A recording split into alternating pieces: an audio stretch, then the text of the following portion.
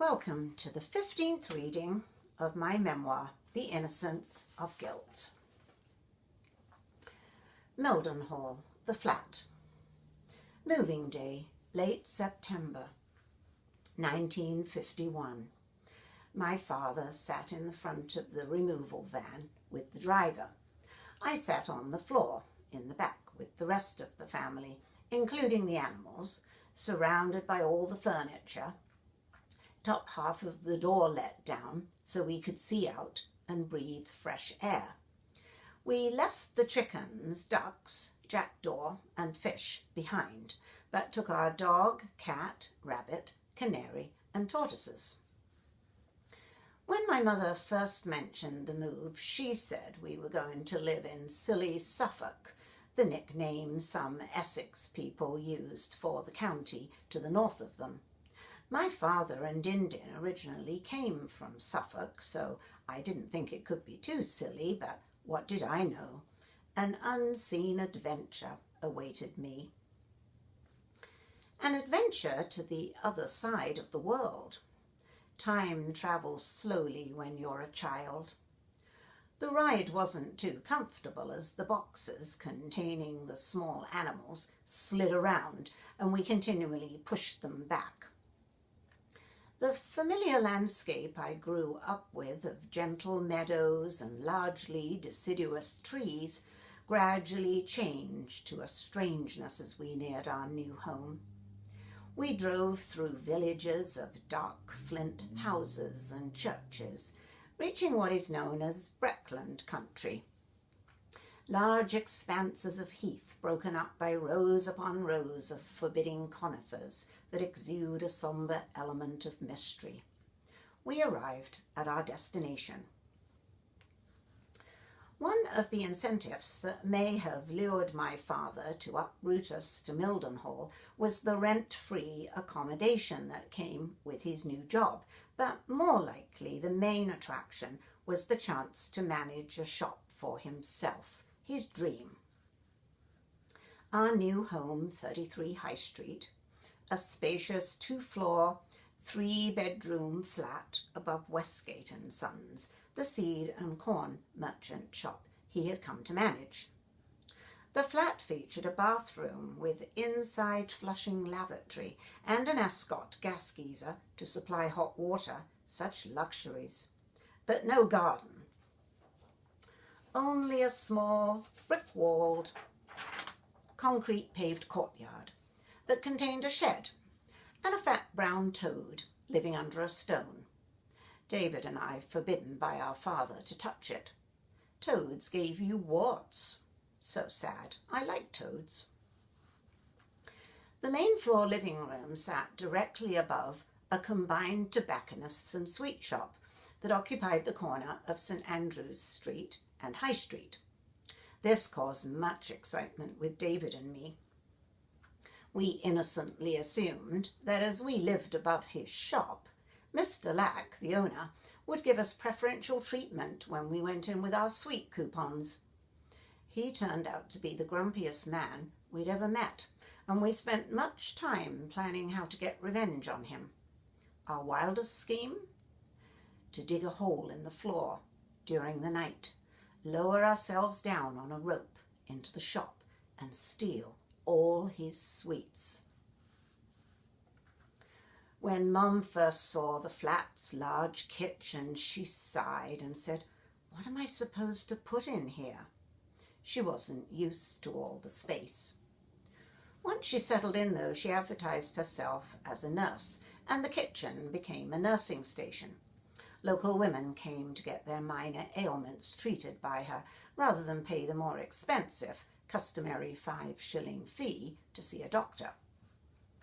I happily let Mum teach me how to roll bandages and apply them to different parts of the body, how to heat up kaolin poultices to place on boils, Mum's little helper.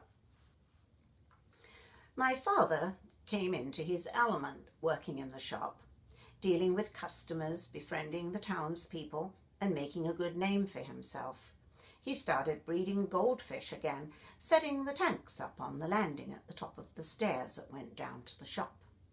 Sometimes he drove David and me in the shop's lorry to local pond owners, supplying or looking for new stock.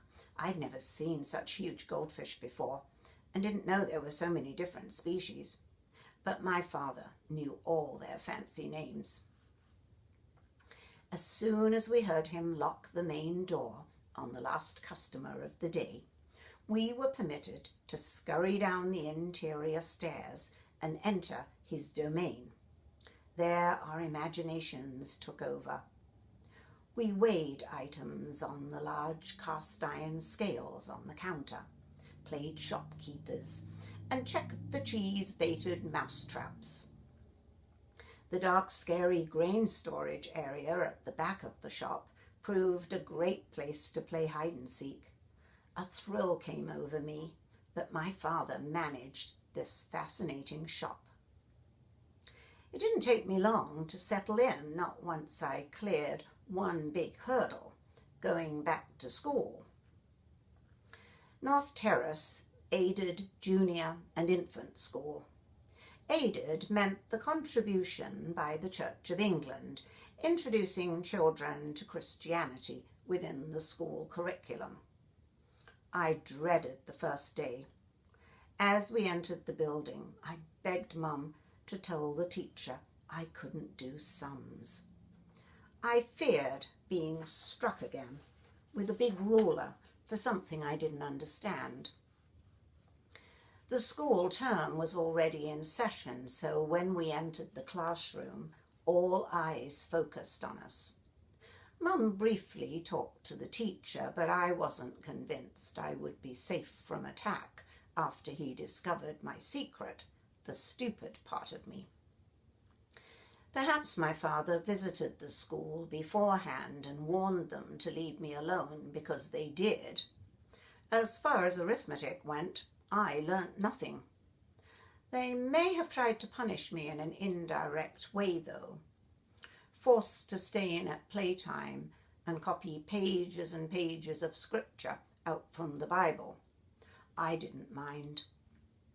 In the solitude of the empty classroom, nobody bothered me while I happily filled up clean sheets of paper with God's magic words. I made no close friends, but gravitated to whoever would play with me, and ended up bullying a girl smaller than myself so I could gain the acceptance of her enemies.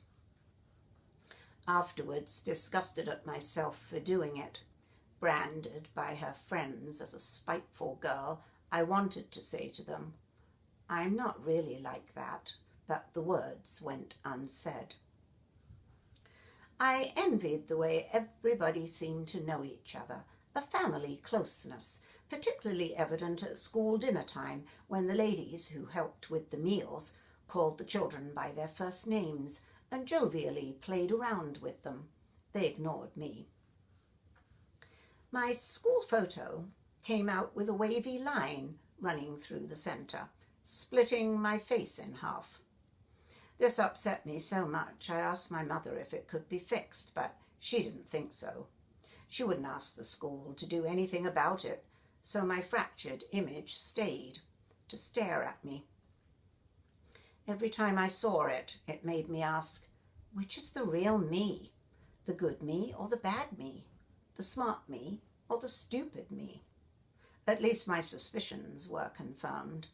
I was divided into two halves. How could the camera lie? The small market town of Mildenhall exuded a village quality. The high street boasted most of the shops, small businesses with little competition. One of everything seemed to be the motto, except for the pubs and inns, always room for a few of those in any community. Quite a few churches too, a couple of which I became personally acquainted with. St. Mary's, a magnificent medieval building which dominated the town centre, held Sunday school and a brownie pack. Mum enrolled me in both, but I lost interest in brownies and only stayed for a short time. During Sunday school, I found the huge church overpowering. Stone floors announced my every step, with an echoed reply that threatened to engulf me. "The church is haunted," went the rumours. I soon left St. Mary's and followed another girl across the street to the Gospel Hall in the old market square, livelier and less intimidating. As well as Dad's shop and the toy shop, I liked the shoe shop opposite the square. I couldn't remember the last time I'd owned a pair of brand new shoes, as I usually wore second-hand ones from the rummage sales my mother frequented. When the summer of 1952 rolled around, I set my sights on a pair of brown sandals displayed in the window and begged Mum to buy them, but she said she couldn't afford to. She took me inside the shop, however, and let me stand on the platform of the X-ray machine with my shoes on and see the bones of my feet light up on the display panel. The shopkeeper liked the machine because it lured children in with their parents and showed how ill-fitting their shoes often were. Sometimes they could be persuaded to purchase new ones. Despite its popularity, it wasn't long before someone discovered that exposure to all that radiation proved dangerous and removed the machine. Thank you for listening. Please feel free to subscribe, like, or comment on this reading, and hopefully you will tune in to the next one. Bye for now.